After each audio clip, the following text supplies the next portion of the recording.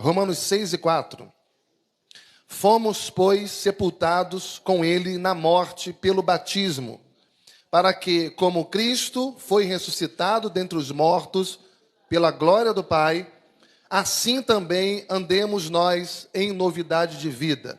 Vamos outra vez, mais forte, mais alto. Fomos, pois, sepultados com ele na morte pelo batismo, para que, como Cristo foi ressuscitado dentre os mortos pela glória do Pai, assim também andemos nós em novidade de vida.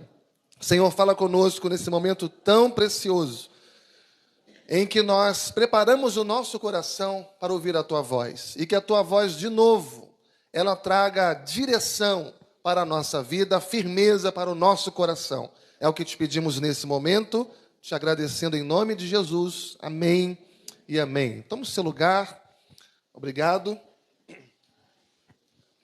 A Bíblia fala que a única maneira de haver transformação na nossa vida, a única maneira de haver mudança na vida de uma pessoa é através da regeneração. Ou seja, aquela pessoa ser regenerada, ser nascida de novo. Estamos aqui no livro de Romanos, o capítulo 1, capítulo 2, capítulo 3 de Romanos, vai mostrar a nossa pecaminosidade, o quão pecadores nós somos e quão incapazes que nós somos de nos livrar desse pecado sem a ajuda de Deus, sem a ajuda do Espírito Santo. No final do capítulo 3 e o capítulo 4, nos mostra a justificação pela fé. Ou seja, como é que Deus nos perdoa e Deus nos declara justos pela justiça que há no sangue de Cristo. O capítulo 5 vai nos mostrar o segredo da justificação, as riquezas da justificação. Mas aqui no nosso capítulo 6 de Romanos, que foi o que lemos, vai falar da nova vida em Cristo. E o versículo 4 que lemos juntos, diz que nós fomos sepultados com Ele na morte pelo batismo, para que como Cristo foi ressuscitado dentre os mortos pela glória do Pai, assim também andemos nós em novidade de vida. Ou seja, como Cristo morreu, como Cristo foi sepultado e como Cristo ressuscitou, nós, espiritualmente, também morremos, fomos sepultados com Ele e nós também ressuscitamos com Ele para que nós venhamos andar em novidade de vida. E o que significa essa expressão, novidade de vida? Novidade de vida é, em primeiro lugar, a nossa nova natureza em Cristo Jesus. A palavra de Deus diz que aquele que está em Cristo, nova criatura é. As coisas velhas já passaram e tudo se fez novo. Ou seja, do ponto de vista espiritual, nós fomos regenerados, tudo se fez novo. Do ponto de vista espiritual, nós nascemos de novo. Espiritualmente, nós somos então nova criatura, novas criaturas em Cristo Jesus. E o texto diz que isso não é somente uma posição, mas que a partir de então nós vamos passar a andar em novidade de vida. E o que significa isso? Significa que após a nossa regeneração, após termos nascido de novo, nós vamos viver uma nova qualidade de vida. É tudo novo. É algo novo, é algo glorioso, é algo maravilhoso. Significa que na nossa vida espiritual, nós vamos ter uma vida de vitória, vamos ter uma vida de satisfação, vamos ter uma vida de alegria. Mas quando a gente olha para a prática, quando a gente olha para a prática, para a nossa rotina de vida cristã, mesmo sendo crentes, mesmo estando na igreja, mesmo tendo nascido de novo, sendo regenerado, a impressão que a gente tem de que a gente não tem essa qualidade de vida que a Bíblia diz que a gente devia ter. Parece que isso é uma teoria, mas não é uma prática. A gente não experimenta isso. Quando a gente vai olhar para a realidade da vida cristã, parece que não há crescimento espiritual. Parece que não houve desenvolvimento. satisfação em Deus, satisfação nas coisas de Deus, na intimidade com Deus, no relacionamento com Deus. Então, há fracassos diante das tentações, há fracassos diante das provações, há falta de fé, falta de força para vencer o pecado na nossa vida. E aquele versículo bíblico que diz, nós somos mais do que vencedores, às vezes parece uma teoria, não faz parte da vida. Então, é crente, é servo de Deus, é de Jesus, é regenerado, mas a vida cristã não é uma novidade de vida com Deus. É uma rotina. É uma rotina. Se perde o prazer de ler a Bíblia, se perde o prazer em servir a Deus, se perde o prazer em orar. As contribuições, quando são feitas de maneira zangada, quando dá. A vida cristã de muitas pessoas se resume numa vida de derrota, numa vida de insatisfação. Por que eu estou dizendo tudo isso numa manhã tão maravilhosa como essa? Porque isso parece, infelizmente, uma rotina na vida da igreja nos dias de hoje, na vida de muitas pessoas. Nós temos Jesus, sim. Nós somos abençoados com toda sorte de bênção espiritual, sim. Mas quando a gente vai para a prática, parece que a gente está vivendo uma vida de derrota. E o que eu quero nessa manhã? Eu quero, à luz desse texto, e aqui eu estou fazendo um sermão tópico, apresentar para vocês alguns detalhes bíblicos, para que a gente possa ter uma vida de verdade, uma novidade de vida, uma vida nova, uma nova vida. E eu vou pedir que vocês vejam comigo em Colossenses 3, esse texto que é fantástico, porque ele vai apresentar para mim e para você o segredo de uma vida nova. Exatamente para que a gente possa sair da teoria e entrar na prática. Exatamente para que a gente não fique nesse contexto, nesse grupo daqueles que parece que são, mas não são. Parece que estão, mas não estão. Para que a gente possa viver uma vida de novidade. Colossenses 3:1. Portanto, se fostes ressuscitados juntamente com Cristo, buscai o quê, irmãos? As coisas lá do alto, onde Cristo vive, assentado à direita de Deus. Pensai nas coisas lá do alto, não nas que são aqui da terra. Será que esse texto está dizendo que o crente agora tem que ser um lunático? Será que o texto está dizendo que o crente agora ele tem que se esquecer de tudo à sua volta e viver completamente afastado da realidade da vida, para que ele possa pensar no alto, nas coisas do alto? Não é isso que diz aqui o texto. O texto está colocando para nós o segredo de uma nova vida, o segredo de uma vida vitoriosa, o segredo para nós andarmos em novidade de vida. E ele está dizendo aqui é que nós temos que alimentar a nossa memória.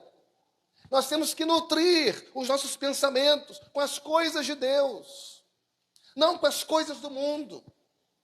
Não encher o nosso coração e a nossa mente com as poluições dessa vida, mas com a pureza da palavra de Deus e de uma vida com Deus. Veja que há uma relação entre nós alimentarmos a nossa mente com a palavra de Deus e nós alimentarmos a nossa mente com outras coisas que são completamente adversas à palavra de Deus. Significa que se o meu pensamento estiver cheio das coisas desse mundo, das coisas dessa vida, se o que faz a minha cabeça são as ideologias do mundo, as diretrizes seculares, tudo o que vai fluir na minha vida, tudo o que acontece na minha vida, não houve transformação. A vida cristã é uma vida vivida no Evangelho. E vida no Evangelho é uma vida de transformação. Significa que agora que você tem a sua vida cristã, você vai deixar para trás as coisas que para trás ficam. Ou seja, seus pensamentos mudam, seu comportamento muda, sua postura muda, seus desejos mudam, seu deleite muda, seus prazeres mudam, seus impulsos, suas vontades, tudo muda. Para que você possa agora viver uma nova vida, com uma nova disposição, com um novo olhar, um novo pensamento, um novo sentimento, novos prazeres. E se isso não acontecer na minha vida, é porque a transformação não houve.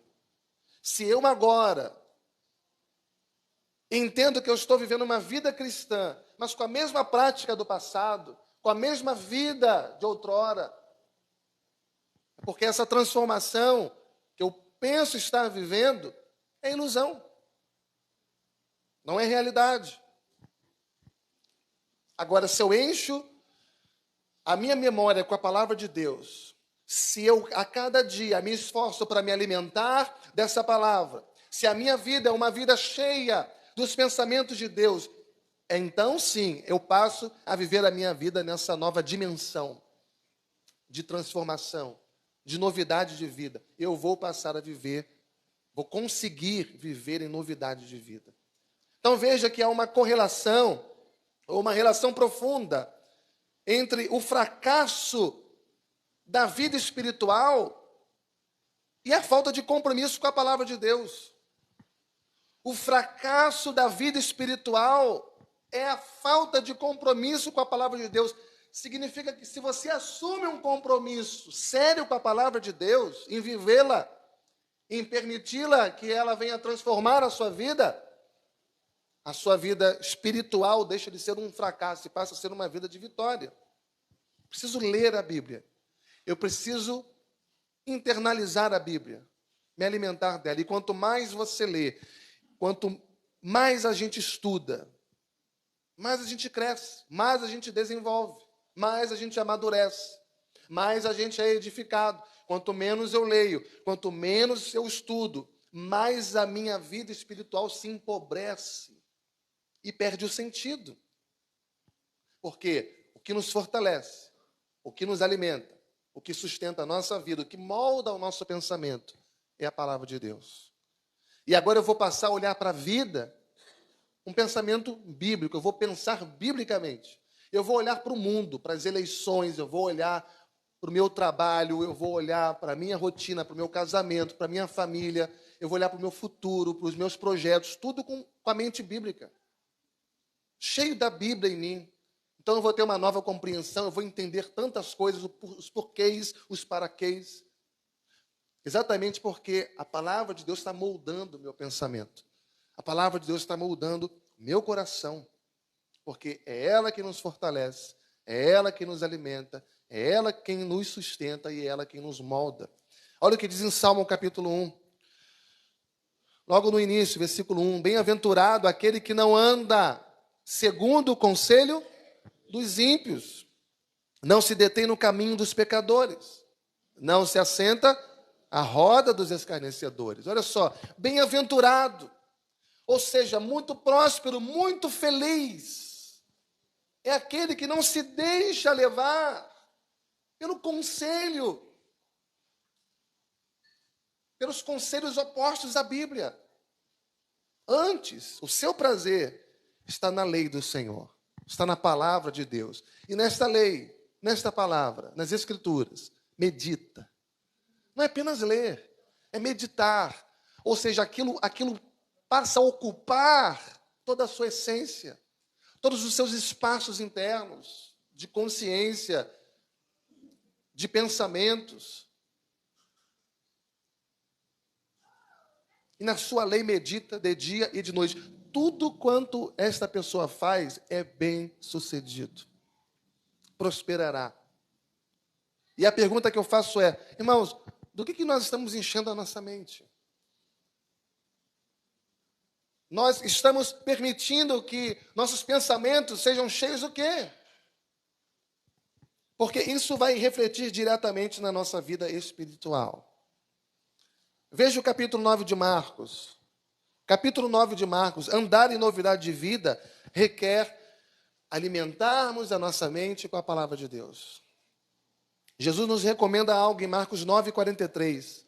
Ele diz assim: e se a tua mão te faz tropeçar, corta, pois é melhor entrares maneta na vida do que tendo as duas mãos, ires para o inferno, para o fogo inextinguível, onde não lhes morre o verme, nem o fogo se apaga.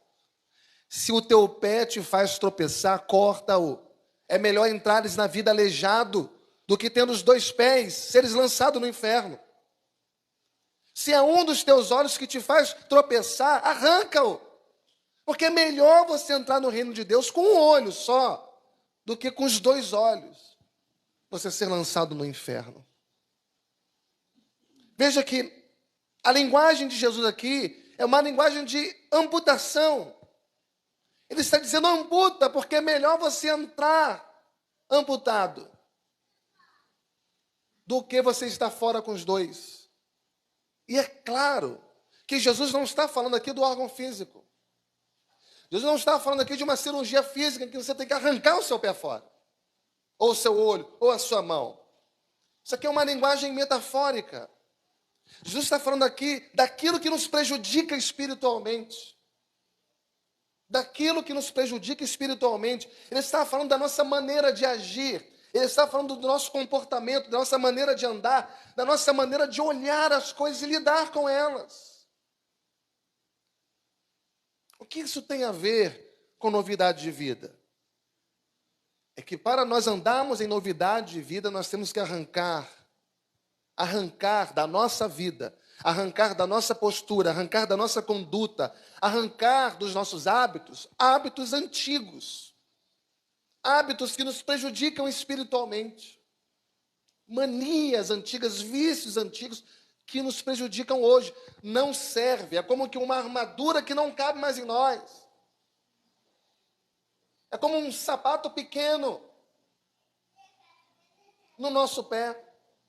Não serve para nós mais hoje, que queremos andar em novidade de vida.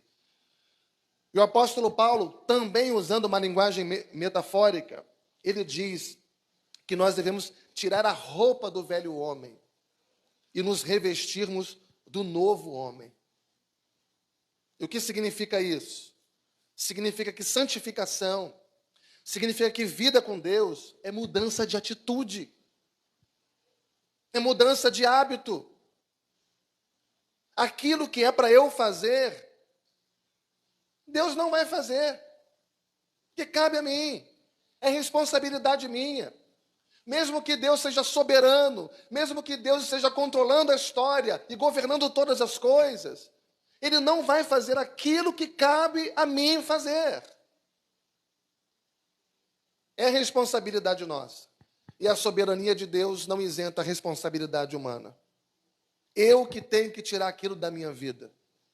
E é claro, eu sempre vou contar com a ajuda de Deus. Eu sempre vou contar com a ajuda do Espírito Santo na minha vida. Ele vai me guiar até o fim. Mas a responsabilidade é minha. Por que nós não andamos em novidade de vida? Porque muitas vezes nós não estamos crescendo espiritualmente. Porque muitas vezes nós não estamos experimentando essa vida profunda com Deus. Porque tantas vezes nós não estamos tirando da nossa vida aquilo que nos prejudica espiritualmente. Nós queremos andar em novidade de vida sem tirar aquilo que nos prejudica espiritualmente. Nós queremos nos revestir do novo homem, conservando a roupa do velho homem. Pode ser aquilo que eu faço, pode ser aquilo que eu vejo, pode ser a companhia de pessoas que são tóxicas, pode ser onde eu estou andando, o ambiente, as minhas ações. Mas em terceiro lugar, Gálatas 5. Gálatas 5. Andar em novidade de vida não é só um ato humano, mas, sobretudo, é um ato da graça de Deus. Um ato da graça de Deus. Santificação não é só um esforço humano, embora seja em si. mas um ato da graça de Deus. E por isso o apóstolo Paulo, logo no capítulo 6, ele aponta para o capítulo 7, falando da luta do novo homem.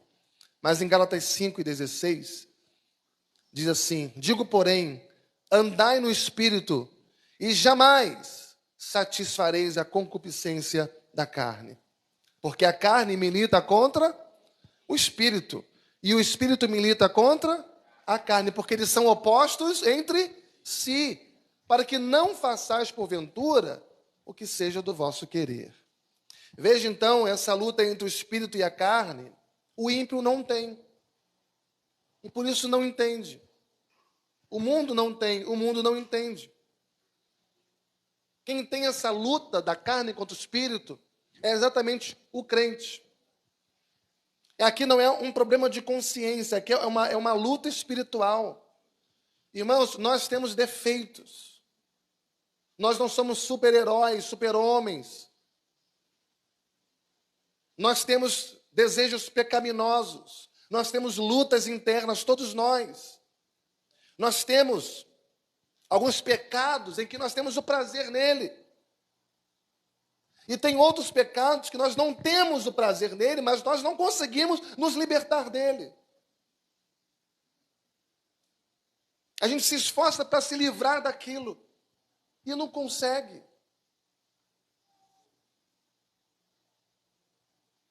Então, qual é o segredo que a gente precisa? É uma vida cheia do Espírito Santo.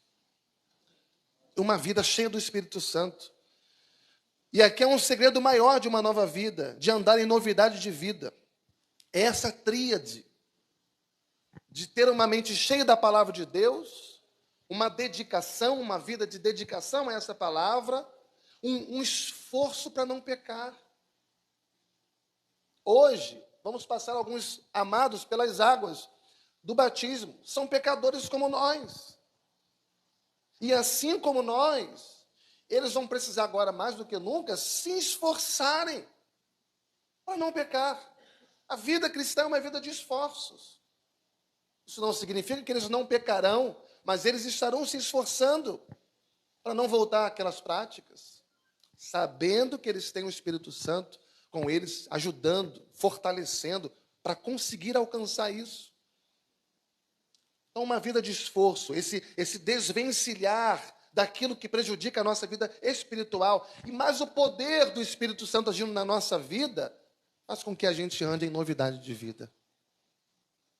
Faz com que a gente seja revestido desse novo homem. Amém, irmãos? Tem alguém aqui nessa manhã, assim como eu, que gostaria de andar em novidade de vida? Amém? A gente canta, a gente luta, e a verdade é que a gente se torna até gigantes em tantas coisas.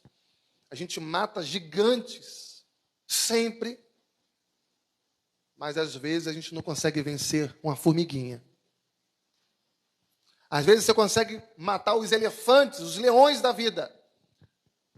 É derrubado por um mosquito. Existem coisas que são tão pequenas que a gente não consegue vencer aquilo tantas vezes.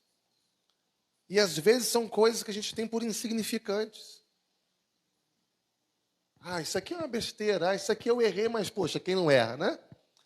Eu pequei com isso aqui, mas afinal de contas eu sou filho de Deus, poxa, eu sou de carne e osso. Quem não peca? Então, são coisas do nosso dia a dia que são tidas tantas vezes como insignificantes, mas elas vão nos impedindo de ter uma vida profunda com Deus, uma intimidade profunda com Deus.